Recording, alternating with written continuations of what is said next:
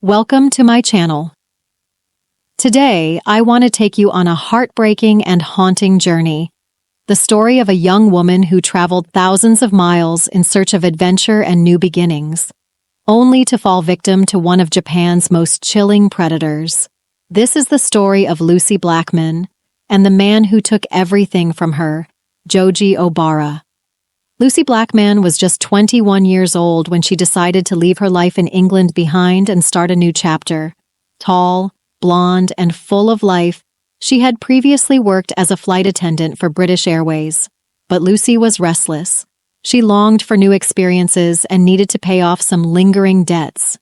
Along with her best friend, Louise Phillips, she traveled to Tokyo, where they found work as hostesses in the lively district of Roppongi, a place where foreign women were often hired to entertain wealthy businessmen at bars and clubs. Hostessing was legal in Japan.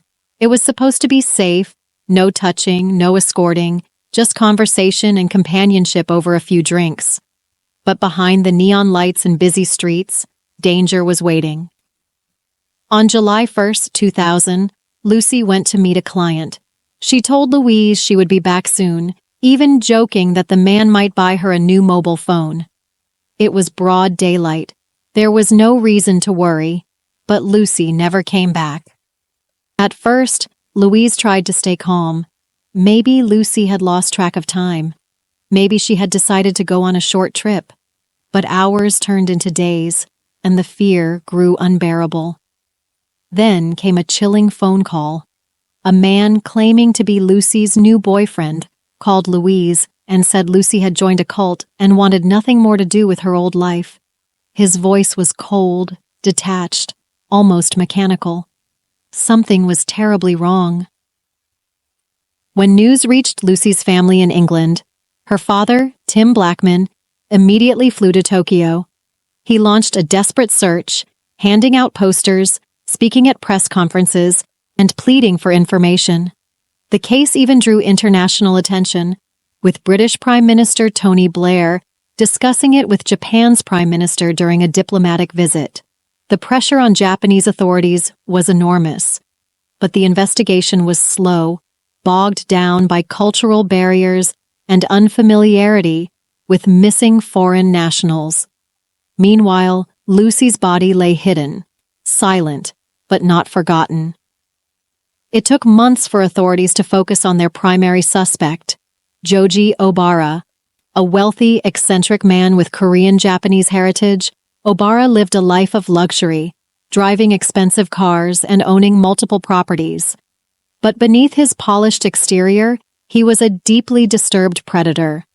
He had an obsession with Western women and had developed a terrifying pattern, luring young women with promises of gifts or easy money, drugging their drinks with powerful sedatives, and filming the assaults for his private collection. When police raided his properties, they uncovered more than 400 videotapes, recordings of countless victims, most too horrifying to describe. Still, finding direct proof that he had harmed Lucie was challenging. It wasn't until October 2000, almost 4 months after Lucie disappeared, that workers stumbled upon a grisly discovery near a seaside cave in Miura. Inside a shallow grave were the dismembered remains of a woman, her body decomposed and her skull fractured. Dental records confirmed the worst fears. It was Lucie. Joji Obara was arrested, but the legal battle that followed was long and grueling. Japan's justice system demands extremely high standards of proof, especially for murder charges, and Obara refused to confess. He showed no remorse, no emotion, only cold denial, even as the evidence against him piled up. In 2007, after a trial that lasted over 6 years, Joji Obara was convicted, but not for Lucie's murder.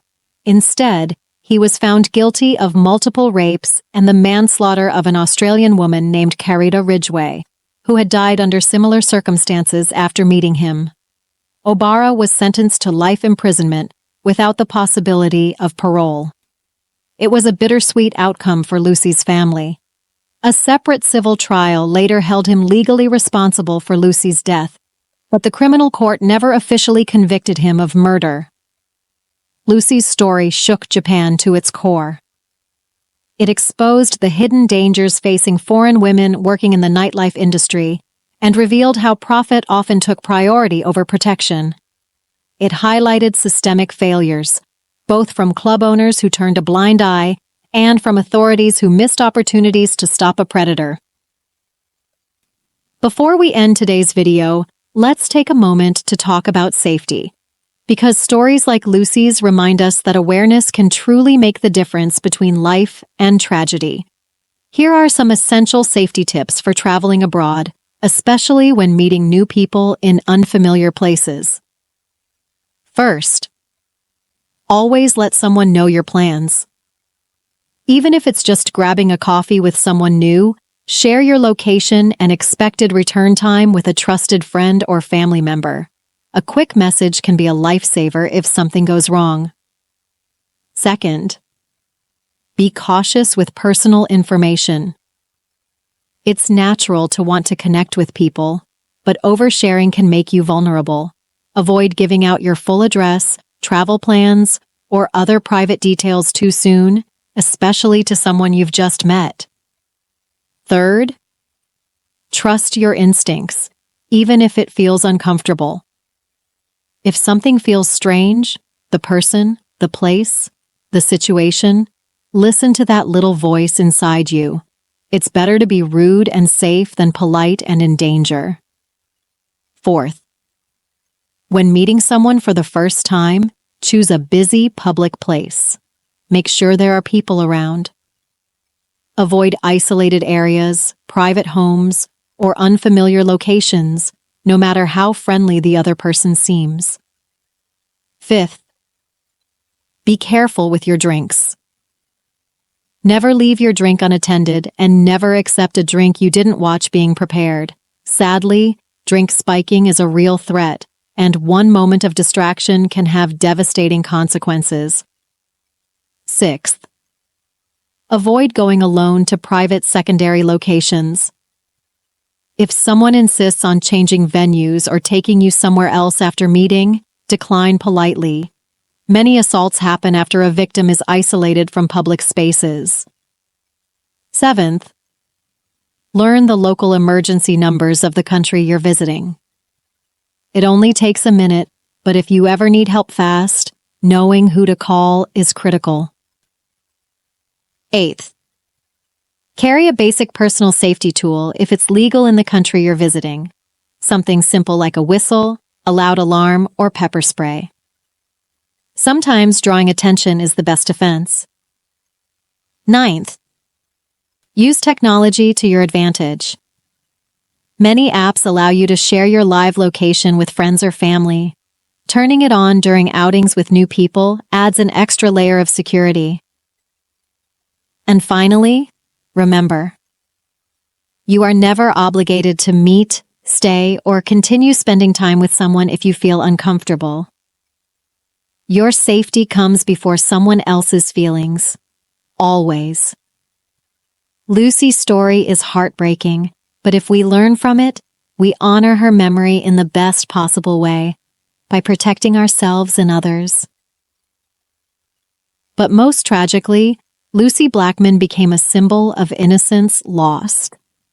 She wasn't reckless or naive. She was simply a young woman seeking adventure, trusting a world that ultimately betrayed her. Today, her legacy lives on through the Lucie Blackman Trust, founded by her father to help families of missing persons overseas. A painful reminder that no matter where we go, vigilance and caution are never luxuries. They are necessities. Thank you for watching. If Lucie's story touched you, or if you believe that awareness can save lives, please subscribe to the channel and join me for more true stories that deserve to be told.